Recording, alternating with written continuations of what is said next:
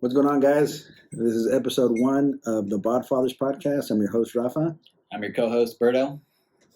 So the purpose of this podcast is just two best friends shooting the shit, talking about dad life. Hanging out, talking about things we have in common, our friendship, growing up. Our current friendship, just being dads. How we became friends, how long we've known each other. Different things that we're interested in and Yeah. hobbies. And really, a podcast for anyone. And we hope you enjoy it. And Yeah, hopefully this shit don't get canceled. Because this might get pretty dark. you can buy our merch. Yeah. Merch coming out. Yeah. No, I'm just kidding. Got to get your pre-sales. Promo code. Dad bod or Yeah. BodFather. Dad bod 69. Anyways. But yeah. Just looking to have fun. Nothing too special. Just trying to, two guys, two dads, two friends. Yeah. Having a good time. Just hanging out. Just had some dinner. Fucked up some carnitas tacos. Eat that tacos. How many did you have? Like 10?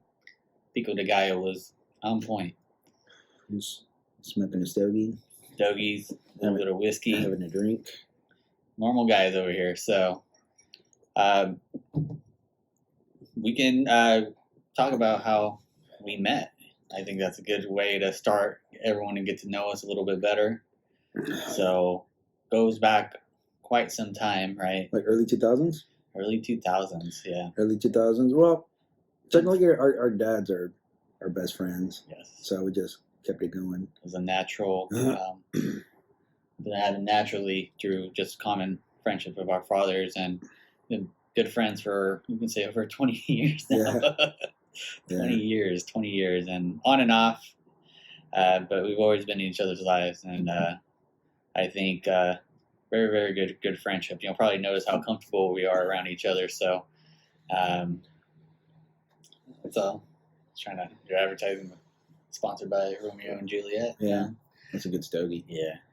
But yeah, anyways, yeah, we grew up in a sport called charreria. Hopefully in further episodes I want to have a segment that talks about charreria or what we've accomplished, which wasn't much, but we made some good yeah, I mean runs. we had our years. Yeah, we had a good few seasons. We got lucky. Yeah. Stay tuned for the comeback. I'm still trying to get there, but more to come there. I mean, so we grew up in that sport. My dad, as a hobby, likes to break horses and train them for the sport of charreria, mostly for the suerte called, for the event called La Cala de Caballo. And my dad has trained a couple horses for Humberto's family. Can't be my full name right now. Oh, my bad. Sorry, I called him his government name. Yeah. My bad. But yeah, we met, like I said, early 2000s, and we got into the sport. Like maybe we started competing like 2007, 2008. Yes. You started a lot sooner than I did. No, like a year or two before, but he got into it pretty quick. Yeah. I think, although I didn't grow up in it, I also started participating. Both of our families built an arena together. When my father purchased a piece of land, and we built that arena from the ground up. Those were some crazy times in the summer. I actually welded part of the stand, so yeah. So don't sit in section. Don't sit in that section there. I can't continue the work, but yeah. Hopefully you guys don't get sued. So far, not yet. So just don't stand in that one section. But yeah, no, that, like I said, our fathers met. We became naturally friends. We started the sport of charreria, and our friendship continued to go from there. We became really into, after charreria, we spent some time, and then our secondary hobby kind of formed out of that too, right? So physical fitness. Oh, I thought you were talking about the prostitute thing. I guess. No, we're not talking about that yet. That's more to come down the road. Little teaser there. But yeah, so we really got into working out. Me, like right after high school, because in high school I was pretty thin, and I was always looking weak. And at my old job, I was like the youngest guy in the crew, so guys kind of picked on me. So I started working out, and I developed a passion for it, and then all of a sudden this guy got into it, and I got certified through ISSA, International Sports Science Association, became a personal trainer for a little bit, and then it used to get very personal, up close and personal. And then we did that for a little while, and then started dating my wife, and I kind of just stopped. Like I was at a point in my life where I kind of wanted to settle down, start a family. So met my wife, started dating for 2 years. I kind of stopped working out, and then I got another job too. I think everyone stops working out when they meet their significant other. Yeah, I got bad. Hence the dad bods. I got a dad bod before I got married. Yep. Same here, brother. But anyways, I mean, excuses are freaking easy. So and another thing, hopefully, this would be like accountability episodes too. So. Mm-hmm. Yeah. Did you work out today, Busty? I didn't work out today. I didn't work out. I'll admit that. But I did. Cheers to that. Yes, brother. As you guys can probably figure out, we're trying to get back into it.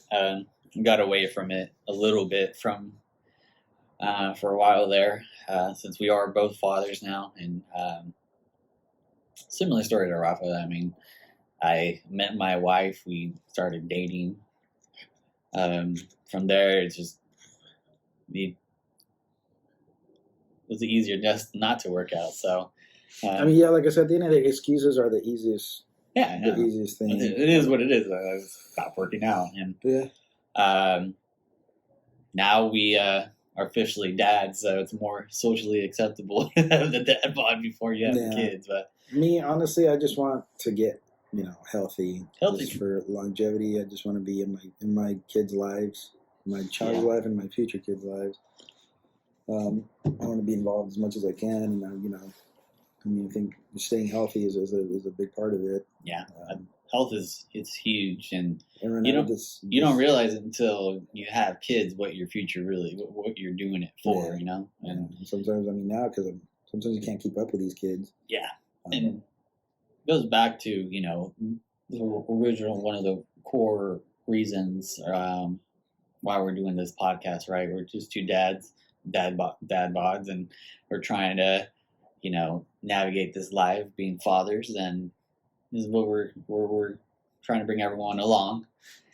And no, man, I think fatherhood changes the boys to men, and when you have to be a father, it really transition into being an actual dad. It changes your world. So absolutely, I think that's something we share. We share a lot of things in common, but we're also very different individuals, and you guys will see that through all these episodes, hopefully, that we do. We have a very unique friendship and a lot of things in common. So unique that we live like 5 minutes away from each other. So. Your neighbors. Yeah. But, it's actually ironic how it have been. Mm-hmm. And then, because one day, because I bought my house, and then 3-4 years later, you bought 3-4 years later, I had the opportunity to buy a house. And then he's like, and then he randomly texted me, was like, "Hey, dude, what's your address?" And then I texted him my address, and he's like, "Dude, we're gonna be neighbors." I'm like, "For real?" So that was very exciting. Fun fact: I was one of the first people that slept in your house. I think you were the first person I had over. It was? I think so. Yep. That was before Vegas, which we will have hopefully Vegas episode with the guys that we went on for my bachelor party. I could probably most guarantee that's going to be a 2-part series because a lot happened on that trip, and a lot to explain, a lot to Yeah. Go Well, yeah. over. Yeah. Good It's gonna be times. fun. It'll be fun. Hopefully, and then hopefully we'll get our wives on here one day too. Hopefully they don't trash us too much. Mm-hmm. I'm just gonna have to find babysitters for that day because I don't think. Because I don't think we're gonna be able to. Give everyone the full experience. If you Yeah. want kids, this is how it looks like. But anyways, being dads, I mean, it's chaos some days, but I mean, at the end of the day, it's worth it. I mean, you like when when we found out we were pregnant with our child, like she's like, dude, your house will turned on like right away. I mean, I started getting up earlier for work, working longer hours. I just want to make sure we had everything before the child came in, and it's a good learning experience. Scary at first, but scary, rewarding. I mean, just when you think you have everything under control, and then you find out your wife's pregnant, it's like you have that. Oh shit! And I'm like, fuck, I thought I pulled out. And I think that's what's crazy about this journey about being a father. Is you learn real quick your priorities change. I know mine did. Absolutely. Mine did. I knew what I wanted. I didn't know what I wanted, and then it started coming along. And as you progress, you're getting closer and closer to the day. You're like, I need to get my shit together because That, and I mean, as you get older too, I mean, like you'll notice, like you're probably like me, like I had a totally different mindset until I bought a house. Like I was like, oh shit, and I got a mortgage now and bills and things like that. Now with the kid, Well, for me, yeah, I'm same here. Like I would tell you, I was driving a brand new Corvette. I know. Like when I got my house, we came to come see my house. I had barely gotten the keys. Like he was one of the first people I showed too. He had a nice brand new Corvette that year. We parked it on my driveway, so it looked pretty. Like the picture looked pretty nice. It was a brand new house with like a brand new car on the driveway. Yeah, it was nice, and he was like, "Fuck, I should have bought a fucking house instead." Yeah, I think at that point in my life, right? We talk about how being a dad changed. That was one of my things. I was just having fun at the point. No responsibilities. Everything was paid. I wasn't making great money. I was making decent money, but I was enough making to pay for a Corvette. enough to pay for a Corvette. Yeah, and I think I knew when the baby was coming. That was one of the first things I did. Was get rid of it. As much as I fought, and me and my wife, we should talk a little bit in intense conversations about it. But I knew deep down if I was going to be a responsible father, Corvette had to go. So yeah, and then part of that too, like I knew, like because I stopped competing in Charodia probably a year before I got married because I knew it was going to be because it's a very expensive sport. Entry fees, gear, horses, stuff like that. It's a lot that goes into the sport. Yeah, I mean, it's a big part of my life. I wouldn't necessarily say I gave up on, but I mean, I still very much enjoy watching it and stuff. But it's one thing I had to sacrifice and give up. So maybe along the road, hopefully, if my kids will get into the sport and we can. You'll have that financial freedom and be able to not necessarily financial freedom, like they'll have, at least on my end, I'll have the support. I don't know about. We'd have to have probably a heated discussion with my wife about it. But yeah. We've been talking that we're dads. I myself, we have what qualifies to be dads. To make sure everyone knows where have the qualification. I had two little ones, a 3-year-old and a 6-month-old, and Rafa has. I just have a almost 4-year-old. Almost 4-year-old. We're working on number 2. Yep, teenagers already. I know. Basically. It's funny because like at that age they already have like their little personality and stuff, and like sometimes like me and my wife we both work and we'd be kind of tired and just want to relax after work, have some dinner. But I mean, no, I mean you gotta spend time with your child. But doesn't it pay dividends to see the little one smile? Absolutely. Yeah, they're waiting all day for you, and you just can't let them down. It's horrible. You can have a bad day, but seeing your child smile at the end of the day. There's days that you want to pull your hair out. Yeah. Trust me. There's a lot of those days, but no, at the end of the day, it's mostly good than bad. Scary at first when you're little. Like when you're a first time parent, it could be kind of crazy too. Yeah. Like with us, like my in-laws help us out a lot. Yeah. Like we'd be calling them, oh, she's like this. It's like, oh, okay, do this. Yeah. And like, yeah, a lot of times it works, but there's very, very few times that we visited the ER.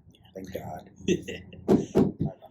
Yeah, it's nice to have that support system, and that's kind of like what my story was a little bit different in that aspect. That we moved away from family, and I've moved a lot from my current employer, so been a little bit of up and down the state of California, and it makes a big difference. But ultimately, we knew what family was, and that's why I knew as soon as the second day I moved out there, I knew I wanted to come back.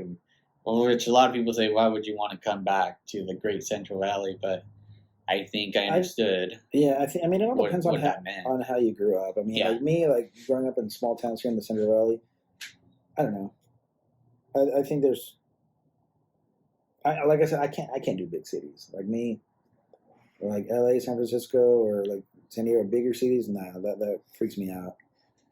Yeah, no, and I agree. I mean, a small town guy, grew up small community, and I genuinely enjoy it. I can say I've lived in big cities, but I will tell you, nothing like home, and I think that's why I made the decision to move back. Because if not, I could be a lot of different places, but I chose home. I chose family, and that's one of the core principles that we share. Home is where the heart is. Home is it's like a Hallmark commercial. That's kind of been a little bit of our journey. We'll talk more about it down the road, but we are giving everyone a little bit of sneak peek of what this podcast is about. A lot of cigars and a lot of whiskey coming your guys' way. Next is going to be fucking Fig Newtons and protein shakes and shit. Yeah, no. Fucking protein bars.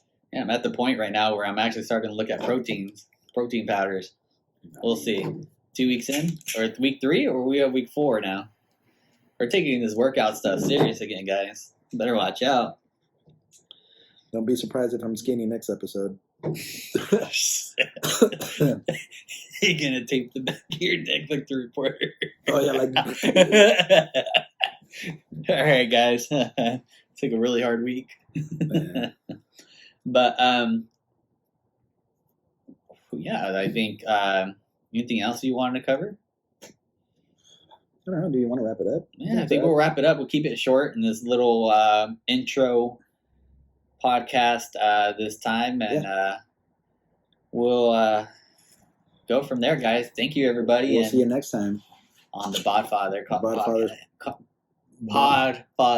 podcast. No, it's BodFathers podcast. Sorry, I'll have him practice. Thanks, guys.